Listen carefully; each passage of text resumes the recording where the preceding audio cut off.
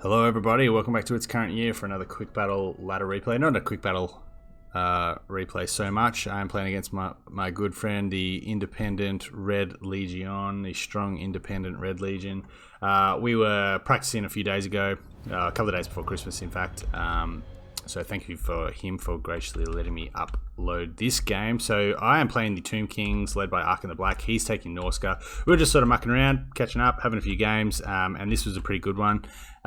He has, as I said, taken the Norscans. So front line of Marauders, a couple of Chevrons pumped into them as well. Berserkers, obviously Marauder, Norscan infantry, gets reasonably good value. They chew through Tomb King infantry. They obviously get their enrage mechanic that does sort of keep them in the fight and gives them some physical resistance and boosted stats. He's also got a Fimir, Balefiend of Fire, Fireball, Burning Head. Obviously, Great Caskers can do a bit of work in combat as well. Wulfric on the Chariot. So he's decided to go for the Soul Crusher War Mammoth here and take Wulfric on his Chariot. He's taken Sword of Torgvald as well as the Hunter of Champions and Seafang, I believe. Yep, Hunter of Champions and Seafang. There you go. We've also got the Fimir Warriors with great weapons, so Armor Sundering and magical attacks and some good anti-large.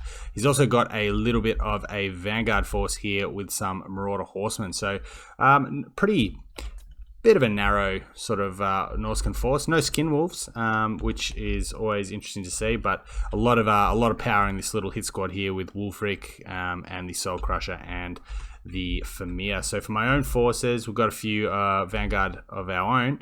Skeleton Horse Archers. Good thing about Skeleton Horse Archers in this matchup is for their price point, they actually counter Marauder Horsemen very well. 140 range, which you see, is way outranges Marauder Horsemen. Even Marauder Horse Masters only have 90 range.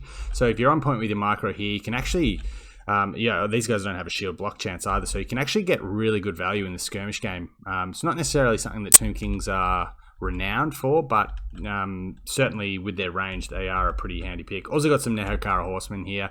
Can do a bit of cycle charging with their obviously with an anti-infantry bonus and a decent charge bonus as well. But also it's just to help sort of the Skeleton Horse Archers screen these guys a little bit. They can also actually kill Warhounds very well if you see Warhounds. So my front line, moving on to my main sort of force, I've got a couple of units of Skeleton Warriors. I decided to go for some Tomb Guard, just some regular Tomb Guard here. Obviously an anti-infantry bonus of their own. I wanted something just to hit back against the Berserkers, which you're basically always going to see in this matchup. So decided to instead of going too much wider, I decided to take a bit of a punt and go for the Tomb Guard to see if I can get some punch back in the frontline fight, and we'll see how they go. Behind them, 2 units of Bow Sharpty or Ushabtis with the Great Bow. We've got the Eyes of the Desert Sepulchral Stalkers as well as a normal unit of Sepulchral Stalkers there.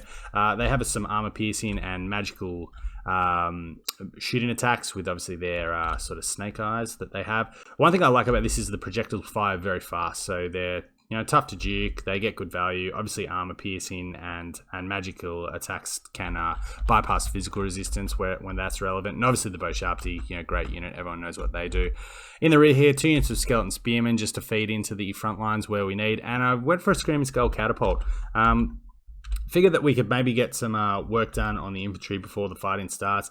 They also have the sort of discourage effect on leadership, so we can maybe get some routes in before the main fighting starts. And for my lord, I have taken the ever loyal servant of Nagash, Arkan himself. So I've taken all his items. He obviously has a fantastic item selection, and I've just taken Spirit Leech. I've kept him as cheap as I sort of can, so he's going to try and do some fighting to recharge the Tomb Blade. He's going to bring his ability recharge down, so I can just basically Spirit Leech the hell out of Wulfric, or even just a Mammoth, Throg. Anything I see, I can just constantly spam this basically every time it's off cooldown, whilst also keeping him quite cheap. Obviously with the Liber Mortis as well, he can provide some physical resistance. So no doubt, obviously, given what I've taken, this is going to be a pretty static Tomb King build. I probably could have moved my infantry up just a little bit further, just to screen out and give some space between the Ushabti. But we see here the Skeleton Horse Archers are going to have a reasonably good engagement here with the with the Marauder Horsemen. You see they get a volley in before anything comes too close to them. This is obviously something I didn't do obviously intentionally. Don't want to be shooting at Marauders, wasting your ammo there, because obviously with their shield block chance, it's not a high priority target either. But I'm going to be moving the Nehekara Horsemen up now to sort of just screen out the Marauder Cav, and we do have a little surprise unit of doggos here. I actually didn't even see them in the army sort of screen at the start, so they're going to probably get onto my my horse archers pretty soon. Great burning head going down, actually pretty much going to evaporate this skeleton warrior unit and put a ton of damage into these Tomb Guard here. But Arkan will sort of just pit a lot of this down, and the Ushabti have put an absolute mountain of work into the Soul Crusher. So this is what I was interested in seeing. Just watching this fight here between the Tomb Guard and the Berserkers, as the level 1 of Realm of Souls does proc. In fact, level 2 is going to proc just quietly based on the death of all these skeletons. So these skeleton warriors here are copying the boat, and on reflection here, probably is worth it to just go wider. They're trading relatively evenly, but I do believe Tomb Guard are a little bit more expensive. But the Bow Sharpty have done an absolute number on the Soul Crusher, and now the Sepulchral Stalkers are coming up to sort of finish the job with their armor piercing. Marauders are going to cut through Skeleton Warriors, as we see in the back here. Obviously, I've won the Skirmish Cav game, so I'm going to be able to move around with my Horse Archers. I think he might have actually got one of them down with the Warhounds, but the Nehekara Horsemen have done a really good job. They're going to shunt these guys off the edge of the map, and I am going to activate these guys soon once I do realise that they're being set upon by the Hounds. Another great burning head. We look to this. Let's look to this Famir and just see how much damage he's done. So 138 kills, mostly Skeleton Warriors, but he did get a good one down on the Tomb Guard at the start. Unfortunate for Red Legion here that he does actually cop a bit of friendly fire, and now I'm sort of going to play a bit of a fighting retreat with my Bow Sharpty. I don't want them to fight Marauders. They will run faster than them. The Soul Crusher is basically off the map. We see here these guys have actually earned a chevron. These guys are pretty close to earning a chevron. And the Screaming Skull Catapult, I'm pretty happy that it's been able to use both, about half its ammo. It's probably going to get killed by the Marauders here, but I'd rather lose that at this point of the game than the Ushabti. So, Wolfric cops a shot there from the Screaming Skull. I have popped my Ushabti summon from the Realm of Souls, and the Liber Mortis has gone down to try and protect them. The Eyes of the Desert here have done I'd say, well, they put a fair bit of damage into the Soul Crusher, but they are starting to get work down here. And even though I'm slightly ahead on the balance of power, this is dangerous for me.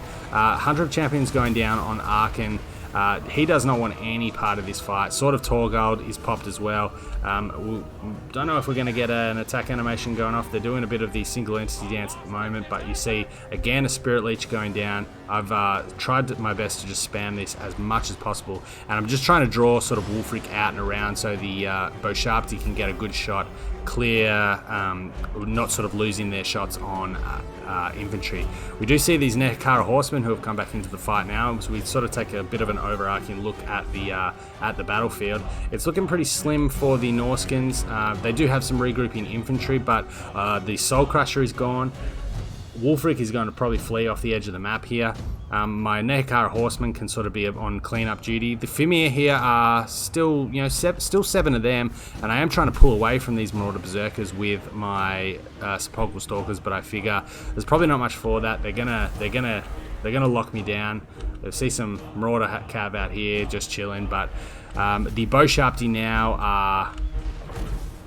Well, one of them at least is firing into the Famir Warriors, which is the last big threat on the battlefield here for me. We can gang up on the Balfiend, and we probably will actually start targeting the Balfiend pretty soon. And these Sepulchral Stalkers actually stood up pretty well. I expected the Famir to do probably do a little bit better than that, even though there were only 7 or 8 Famir left. We're now just sort of reunifying our forces. Arkan's going to sit in and amongst Marauders. Now Arkan's not a bad combatant in his own right. He does pop the Liber Mortis again for more physical resistance and leadership to prevent crumbling, although the Sepulchral Stalkers here are in fact crumbling. But again, the Bow Sharpty here, they're about to use all their ammo. Still 9 unit models there, 9 unit models there. They have really reaped a toll. The Nehakara Horsemen have just been making sure that none of this can ever come back, just to offer bodies to the fight. And with that, the Norscan forces will break and the Tomb Kings will take the day. So, yeah, 71 value on a Soul Crusher definitely hurts. They're not a bad pick in this matchup, the Mammoths, but they can be risky. They are vulnerable to Ushabti with great bows. Even Sepulchral Stalkers, once they get a little bit closer, can put a fair bit of damage in and actually fight in combat against them with their anti-large.